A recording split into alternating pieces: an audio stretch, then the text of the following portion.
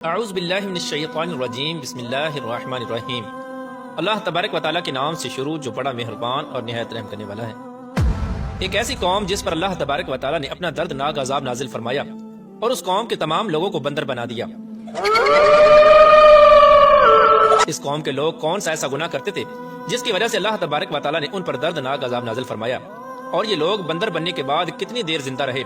اور پھر ان کو کس قدر دردناک موت آئی۔ جب یہ لوگ بندر بن گئے تو یہ لوگ اپنے عزیز و اقارب کو دیکھ کر ان سے کیا کہتے تھے،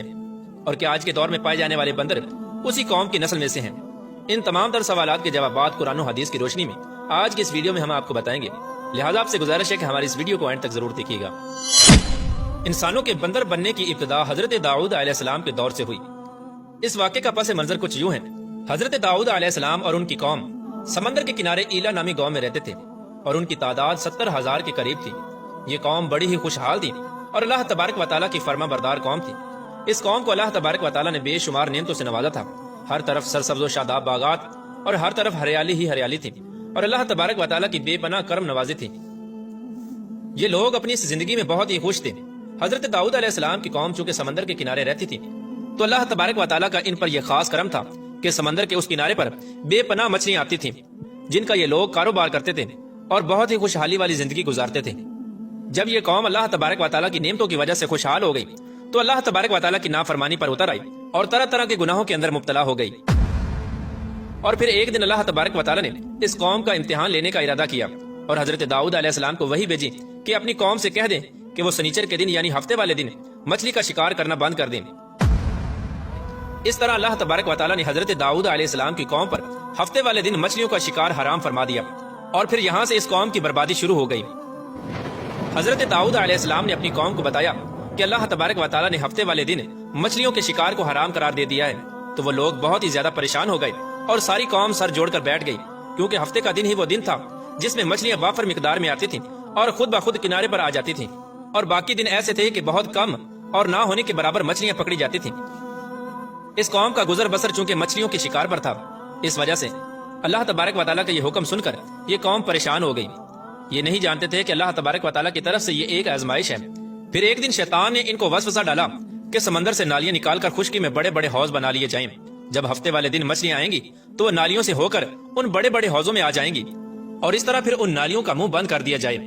اور پھر اگلے دن یعنی اتوار والے دن ان کو پکڑ لیا جائے۔ شیطان نے اس قوم کے لوگوں کو ورگلایا کہ اس طرح ہم ہفتے والے دن شکار سے بھی بچ جائیں گے اور مچھلیاں بھی ہاتھ آ جائیں گی اور وہ بھی پکڑی جائیں گی۔ بہت سے لوگوں کو یہ ہلا بازی اچھی لگی اور انہوں نے ایسا کرنا شروع کر دیا،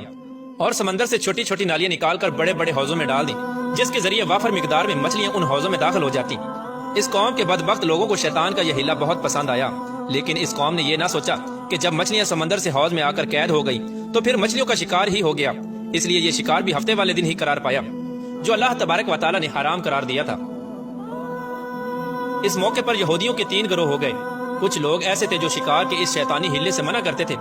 اور ناراض و بیزار ہو کر شکار سے باز رہے، اور کچھ لوگ اس کام کو دل سے برا جان کر خاموش رہے، لیکن انہوں نے شکار نہ کیا اور دوسروں کو منع بھی نہ کرتے تھے، بلکہ یہ لوگ منع کرنے والوں سے یہ کہتے تھے کہ تم لوگ ایسی قوم کو نصیحت کرتے ہو جنہیں اللہ تبارک و تعالیٰ ان قریب ہلاک کرنے والا ہے اور ان پر اپنا دردناک عذاب نازل فرمانے والا ہے۔ اور اس قوم کے کچھ لوگ ایسے تھے جو سرکش اور نافرمان لوگ تھے، جنہوں نے اللہ تبارک و تعالیٰ کے حکم کی اعلانیہ مخالفت کی اور شیطان کے ہیلے بازی کو مان کر ہفتے والے دن شکار کرنے لگے۔ یہ لوگ اللہ تبارک و تعالیٰ کے حکم کی کھلا مکھلا مخالفت کرتے اور ہفتے والے دن مچھلیوں کا شکار کر کے ان کو کھایا کرتے اور بیچا کرتے۔ پیارے دوستو، حضرت داؤد علیہ السلام کی قوم کے 1200 ایسے نافرمان افراد تھے جو منع کرنے کے باوجود بھی ہفتے کو ان نالیوں کے ذریعے شکار کرتے رہے۔ حضرت داؤد علیہ السلام نے ان 1200 نافرمانوں کو اللہ تبارک و تعالیٰ کے عذاب سے ڈرایا کہ وہ اللہ تبارک و تعالیٰ کی اس نافرمانی سے باز آ جائیں، لیکن وہ لوگ باز نہ آئے اور کھلے عام شکار کرنے لگے۔ چنانچہ وہ لوگ جو اس بات کو برا جانتے تھے، ان لوگوں نے اپنے اور ان نافرمانوں کے درمیان ایک دیوار کھڑی کر دی، جس کی ایک طرف وہ 1200 نافرمان رہتے تھے اور دوسری طرف وہ لوگ تھے جو شکار سے باز رہے۔ حضرت داؤد علیہ السلام نے اپنی اس قوم کے نافرمانوں کو بارہا سمجھایا، لیکن یہ لوگ اپنی نافرمانی سے باز نہ آئے اور اسی طرح اللہ تبارک و تعالیٰ کی نافرمانی کرتے رہے اور شکار کرتے رہے۔ پھر ایک دن حضرت داؤد علیہ السلام نے غضبناک ہو کر شکار کرنے والوں پر لعنت فرما دی۔ اس کا اثر یہ ہوا کہ ایک دن خطا کاروں میں سے کوئی بھی اپنے گھر سے باہر نہ نکلا۔ یہ منظر دیکھ کر کچھ لوگ ان کی دیواروں پر چڑھ گئے تاکہ معلوم ہو سکے کہ وہ لوگ کس حال میں ہیں۔ جب ان لوگوں نے ان نافرمانوں کو دیکھا تو وہ سب کے سب بندر کی صورت میں مسخ ہو چکے تھے۔ اللہ تبارک و تعالیٰ نے ان کی نافرمانی کی وجہ سے ان پر اپنا دردناک عذاب نازل فرمایا اور ان کو انسانوں سے بندر بنا دیا۔ جب لوگ ان مجرموں کا دروازہ کھول کر ان کے گھر میں داخل ہوئے تو وہ بندر اپنے رشتہ داروں کو پہچانتے تھے اور ان کے پاس آ کر ان کے کپڑوں کو سونگتے تھے اور زاروں کی طرح روتے تھے، لیکن وہ کچھ بول نہ سکتے تھے۔ اللہ تبارک و تعالیٰ کے ان نافرمان بندر بن جانے والے لوگوں کی تعداد 12,000 تھی۔ ان 12,000 لوگوں نے اللہ تبارک و تعالیٰ کی نافرمانی کی اور اللہ تبارک و تعالیٰ نے ان کو بندر بنا دیا، جس طرح کہ اللہ تبارک و تعالیٰ سورہ بقرہ میں ارشاد فرماتا ہے، اور بے شک ضرور تمہیں معلوم ہے تم میں کہ وہ جنہوں نے ہفتے میں سرکشی کی تو ہم نے ان سے فرمایا کہ ہو جاؤ بندر دھتکارے ہوئے۔ اس طرح حضرت داؤد علیہ السلام کی قوم کے 12,000 نافرمان بندر بن گئے۔ یہ لوگ 3 دن تک زندہ رہے اور اس دوران یہ کچھ نہ کھا سکتے تھے اور نہ ہی پی سکتے تھے، بلکہ یوں ہی بھوکے پیاسے سب کے سب ہلاک ہو گئے اور 3 دن کے اندر سب کے سب مارے گئے۔ اور وہ لوگ جو ان نافرمانوں کو اللہ تبارک و تعالیٰ کی اس نافرمانی سے منع کرتے تھے، اللہ تبارک و تعالیٰ نے ان کو اس عذاب سے سلامت رکھا، اور وہ لوگ جو اس شکار کو برا جان کر خاموش رہتے تھے، اللہ تبارک و تعالیٰ نے ان کو بھی اس عذاب سے سلامت رکھا۔ پھر دوستو بات کرتے ہیں کہ آج کے دور کے بندروں میں سے کیا کوئی بندر ان کی نسل میں سے بھی موجود ہے، یا آج کے دور میں پائے جانے والے بندر انہی بندروں کی نسل میں سے ہیں؟